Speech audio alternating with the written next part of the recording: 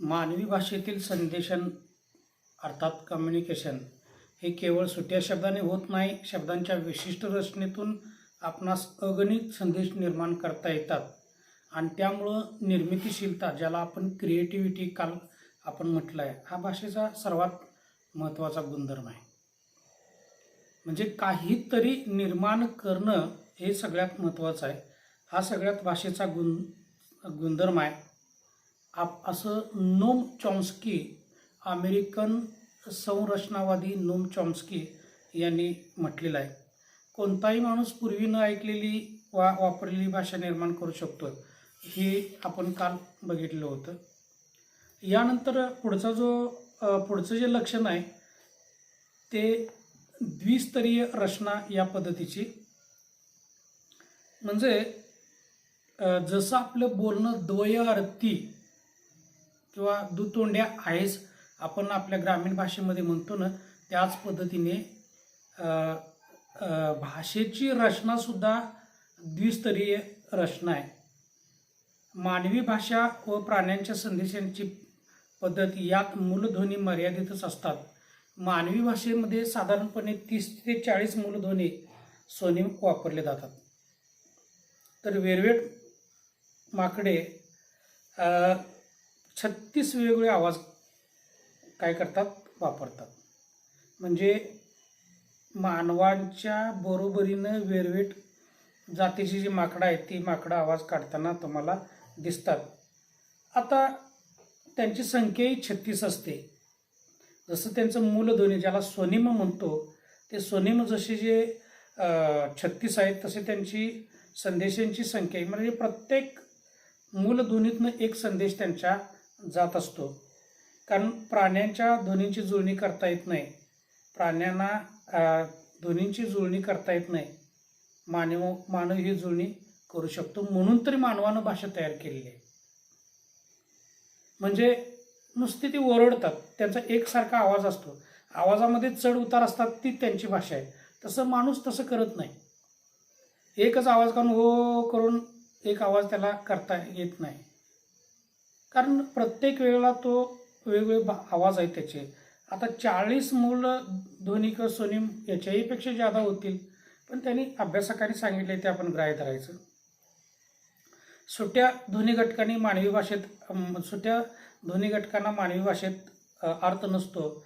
उदाहरणार्थ ह, आ, त, क हे जे आहेत, ह अधिक आ अधिक त बरोबर हात, तर तुम्ही नुसतंच ह बाजूला केलं, आ बाजूला केलं आणि त बाजूला ठेवलं तर याला काय अर्थ नाही. ते जुळवले पाहिजे, एकत्र आणले पाहिजे. आणि म्हणून द्विस्तरीय रचना काय, तर एक तुम्ही पहिला मुळाक्षर तयार करणं आणि नंतरनं त्याच्या शब्द तयार करणं आणि शब्दाला अर्थ देणं, ह्या रचना तुम्हाला दिसून येतील. साधारणपणे ध्वनीची जुळणी झाली की हात हा शब्द बनतो, हे मी तुम्हाला सांगितलं आहे. आणि मग मूलध्वनींच्या घटकांचा मर्यादित साठा हा एक स्तर आणि त्याचा अर्थ पूर्ण नियम जुळणी करून संदेश रूप करणे हा भाषिक संरचनेतला दुसरा स्तर. म्हणजे एक शब्द तयार करायचा आणि त्या शब्दाला अर्थ द्यायचा. शब्द तयार करणं ही एक रचना आणि शब्दाला अर्थ देणं ही दुसरी रचना. म्हणून द्विस्तरीय का म्हणायचं, तर त्याची कारणं इथं आपल्याला या पद्धतीनं दिसून येतील. आणि म्हणून या ठिकाणी ही दुहेरी अथवा द्विस्तरीय संरचना हे भाषेचं महत्त्वाचं आणि मूलभूत लक्षण आहे. ते मानवेतर प्राण्यामध्ये नसतं. कारण एक ते शब्द त्यांचे काय, आपल्याला त्यांची भाषा येत नाही म्हणून आपण त्यांना द्विस्तरीय रचना त्यांच्याकडं नाही असं आपण म्हणतो. पण कदाचित असणार आहे, ते जर तरच आहे. तर परभाषेच्या संपर्काने आ, आ सारखे काही नवीन स्वर स्वनिम मराठीत आलेले आहेत. आता जर आपण या सगळ्या गोष्टी बघितल्या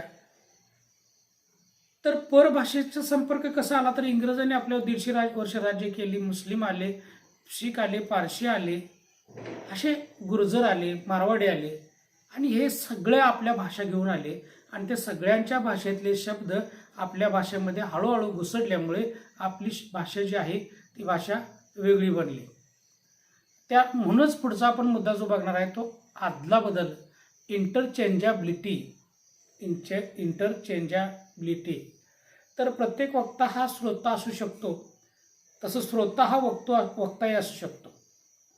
म्हणजे मी वक्ता आहे, पण एखाद्याचं भाषण ऐकताना मी श्रोता असतो. एका ठिकाणी म्हटलंय वक्ताची वक्ता नोहे श्रोतेल.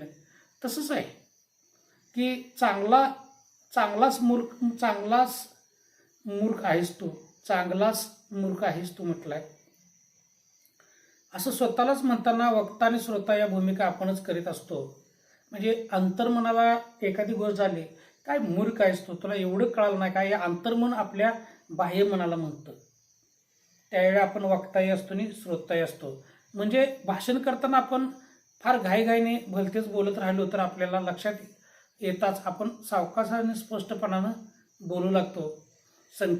संकेतीकरणाचं आणि विसंकेतीकरणाचे नियम वक्ता आणि श्रोता हे आमच्या बाबतीत एकच असायला हवेत. म्हणजे एखादं संकेत निर्माण होतात, ते संकेत त्या संकेतातनं बोलायचं आणि त्या संकेताचं विसंकेतीकरण करून ते लोकांच्यापर्यंत पोचवायचं, हे वक्त्याला जमायला पाहिजे असं इथं म्हटलेलं आहे. आणि मग नियंत्रकाप्रमाणे भाषा ही कार्य करीत असते.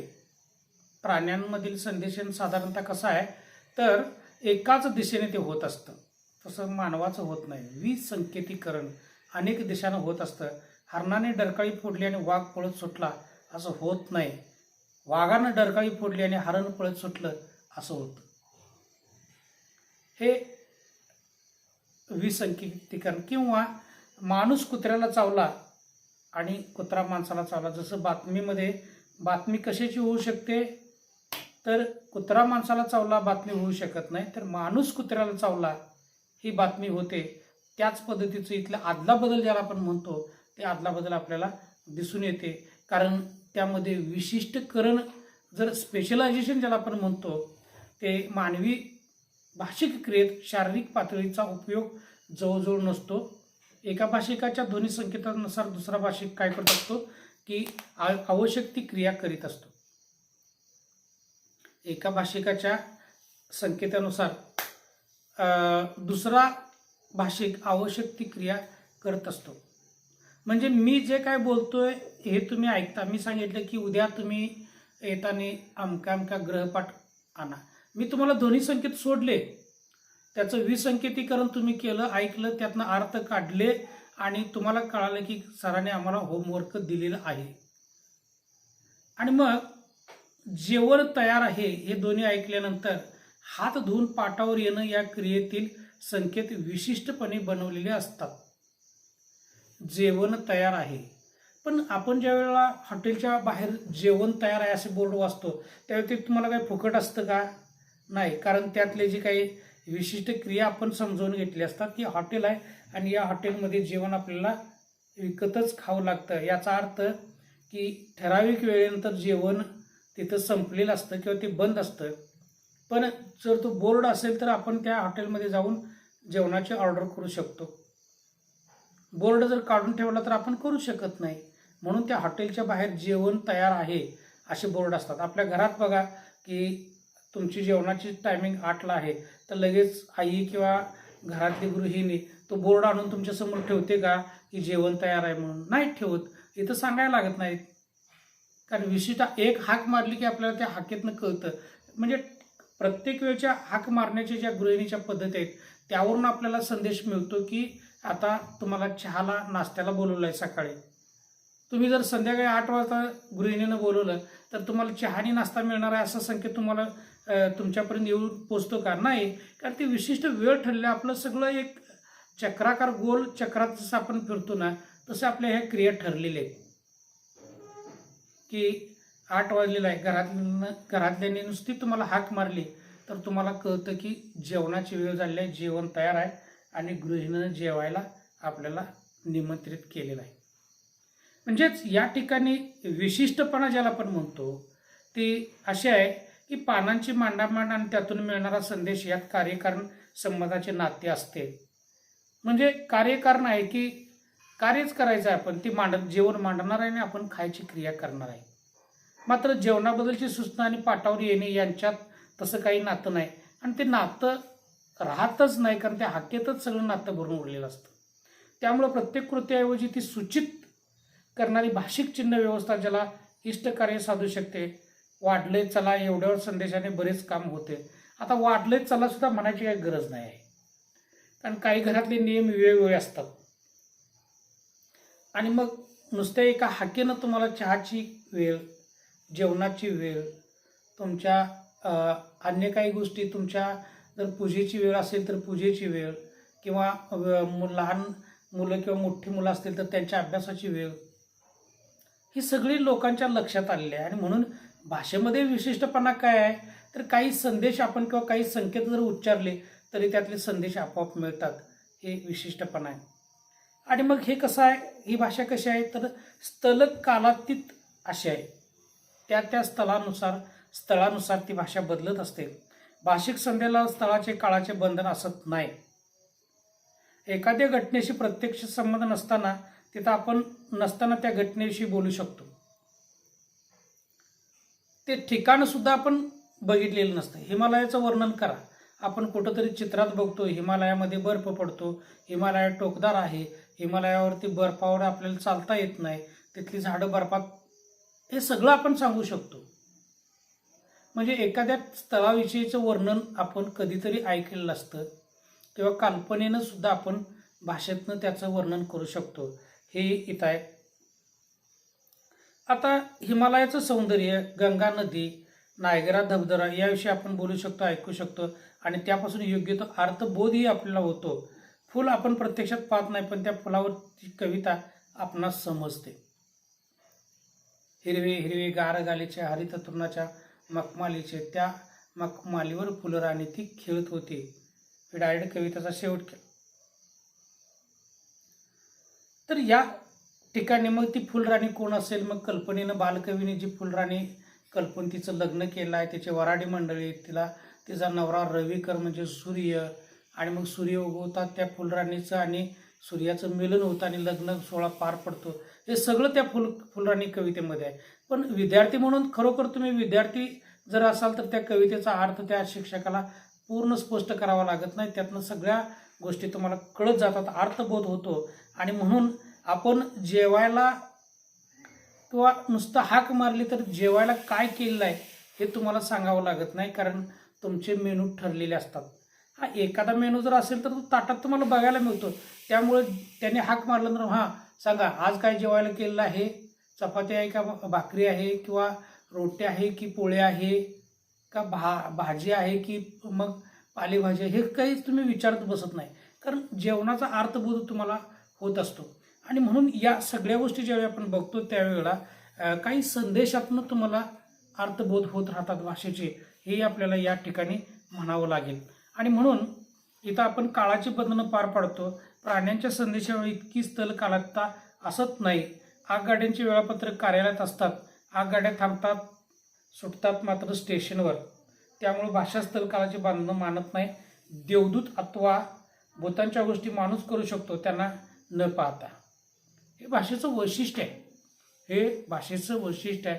म्हणजे कल्पनेनं काही गोष्टी माणूस करू शकतो हे आपल्याला इथं दिसून येईल. त्यानंतर सांस्कृतिक संक्रमण, कल्चर ट्रान्समिशन असं इथं आपण म्हणू शकतो. संस्कृतीचं संक्रमण म्हणजे एक संस्कृती दुसऱ्या संस्कृतीत कशी परावर्तित होते, तर त्या संस्कृतीतली माणसं ज्यावेळी आपल्या संस्कृतीमध्ये येतात, ज्याला देवाणघेवाण आपण म्हणतो. उदाहरणार्थ साधं उदाहरण आहे की मुस्लिमांचा सण असल्यानंतर त्यांचे पदार्थ हिंदूंच्या घरी येतात आणि हिंदूंच्या सणाचे पदार्थ तिकडे जातात. हे सांस्कृतिक संक्रमण आहे, भाषेची देवाणघेवाण. म्हणजे आपल्या मराठी भाषेबद्दल भाषेची देवाणघेवाण अनेक तऱ्हेने होते. म्हणजे कन्नड भाषिक जो असतो तो आपली भाषा बोलत असताना त्या कन्नड शब्द वापरतो आणि ते ऐकून आपण मग आपल्या भाषेमध्ये पारशी किंवा अनेक शब्द आहेत, अरबी, फार तकलीफ झाली, तकलीफ हा शब्द आपला आहे का नाही, मग आपण वापरतो की नाही, आपल्याला त्याचा अर्थ कळतो की नाही. मी म्हटलं की हा टेबल जरा ठेवता का, टेबल हा शब्द मराठी आहे का नाही, तो इंग्रजी आहे. मग मी म्हटलं हा 4 पायी ठेवा, मग 4 पाय असणारे प्राणी आहेत, पशु आहेत किंवा आपले काही साधनं आहेत. मग नेमकं काय म्हणायचं 4 पायी म्हणजे, टिपॉय आहे, टेबल आहे की बेड आहे की आणखी काय आहे, हे प्राणी आहेत.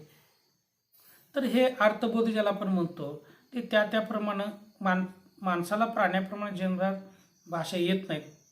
भाषा ही देवदत्त अथवा मानवदत्त देणगी नाही, ती माणसाला शिकावी लागते, शिकवली जावी लागते आणि संस्कृतीचा एक भाग म्हणून भाषेचंही अनुकरण होत असतं.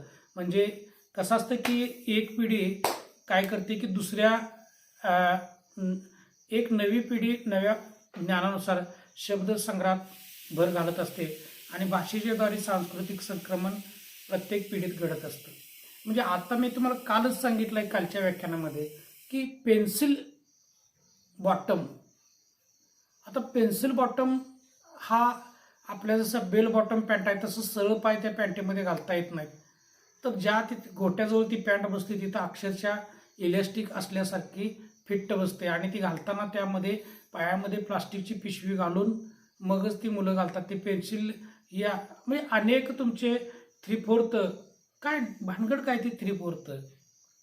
तर अशी काही कपड्यांची नावं आली, खाण्यामध्ये पिझ्झा बर्गर आले, समोसे वगैरे आले. हे सगळे शब्द आपले नाहीत, मराठीतले नाहीत हे. आणि मग ते सांस्कृतिक संक्रमणामुळं जसे अय्यंगार किंवा जे काही पुरोहित जे काही राजस्थानचे वगैरे स्वीट मार्टवाले आले त्यांचे काही शब्द आले, पिझ्झा बर्गर वगैरे. आणि बरेचसे काही आज बड्डे केक म्हणतो, बर्थडे त्याला वाढदिवस म्हणतो, हेही शब्द आपल्याकडे आले. वेगवेगळे पेस्ट्री केक आला, आईस केक आले किंवा साधा केक, असे काही अनेक प्रकार घडत आले. हे त्या संस्कृतीमुळे आले. आपल्याकडे केक नावाची गोष्ट फार दुर्मिळ असायची. आता दिवसाकाठी एका घरात किती केक येतात याची गॅरंटी नाही. तर हे संस्कृतीचं संक्रमण झालं आहे.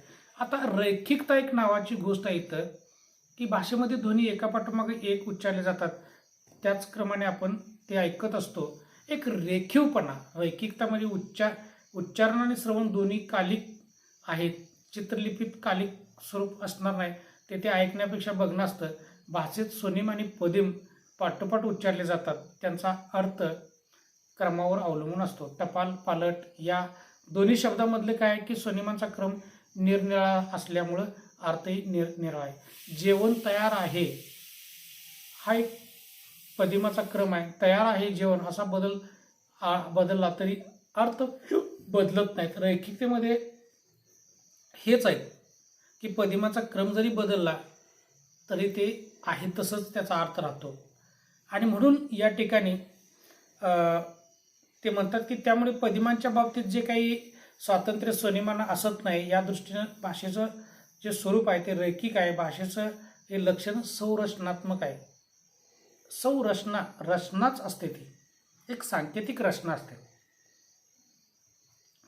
आता सामाजिक संस्था ज्याला आपण म्हणतो त्या या भाषेमध्ये काय काम करत असतात, तर भाषा हे समाज व्यवहाराचं सर्वश्रेष्ठ साधन आहे असं अनेक वेळा म्हटलं आहे. त्यामध्ये आपण भाषा एक चिन्हांची आहे, प्रतिमांची आहे आणि भावनांची आहे. म्हणजे शब्दांचे 3 अर्थ आपण मागच्या वेळा बघितले आहेत. एक चिन्ह, प्रतीक आणि भावना असं आपण बघितलं आहे. अनुकरण एक हा त्यामध्ये आला होता, तो एक शब्द आला होता भाषेचा. तर त्यामध्ये आपण अनुकरण, भावना, अभिव्यक्ती आणि प्रतीक असं शब्दांचे 3 प्रकार बघितले. तर या ठिकाणी आपण ते साधन कसं आहे तर चिन्हात्मक आणि प्रतिकात्मक आहे. आणि प्रतिकत्वाला धरून जे संकेत वापरण्यात येतात ते ध्वनिरूप असतात. प्रतीक एक प्रतिमा समोर ठेवायची. गाय म्हटल्यानंतर गायबद्दल जे आपण बोलतो ती गाय समोर आहे म्हणून आपण ते प्रतीक वापरत असतो.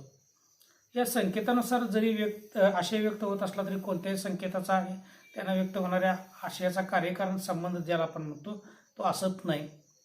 आणि मग या ठिकाणी प्रत्येक भाषेत मोजके ठराविक एकमेकापासून भिन्न असे दोन्ही घटक असतात असं ते म्हणतात. नागोकालेकर यांनी भाषेची व्याख्या करताना म्हटलं आहे की मूळ आशयाशी कार्यक्रम संबंध नसलेला दोन्ही संकेतांनी बनलेली आणि समाजाला सहाय्यभूत अशी भाषा ही एक पद्धती आहे असं त्यांनी म्हटलं आहे.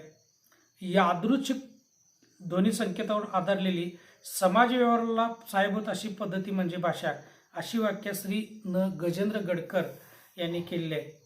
तर कृपा कुलकर्णी यांनी एक महत्त्वाचा अभ्यासक आहेत, त्यांचे मराठी भाषा संदर्भातील संशोधन अत्यंत महत्त्वाचं आहे.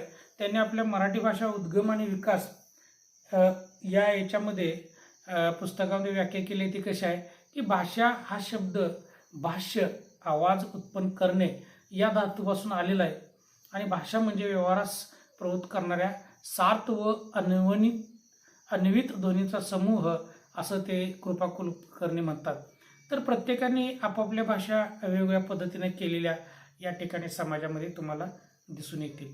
तर ही आपण भाषेची एक 10 लक्षणं आत्तापर्यंत बघितली आहेत. त्यामध्ये सामाजिकता, रैखिकता, मी उलट्या दिशेने चाललोय, सांस्कृतिक संक्रमण, स्थलकालिकता, विशिष्टता, अदलाबदल, द्विस्तरीय रचना, त्यानंतर निर्मितीशीलता, चिन्हात्मकता आणि यादृच्छिकता आणि आनुवंशिकता आणि सामाजिकता, अशी आपण 10 भाषेची लक्षणं बघितली आणि यावरून भाषा किती समृद्ध आहे आणि भाषेत वेगळेपणा किंवा वेगवेगळ्या घटकांनी भाषा कशी बनते हे आपल्याला इथं बघितलेलं आपल्याला दिसून येईल. पुढचा जो भाग आहे तो आपण भाषा आणि भाषण, भाषा आणि संप्रेषण, भाषेचं कार्य हे नंतर आपण बघायचं आहे. आज आपण इथं थांबूया.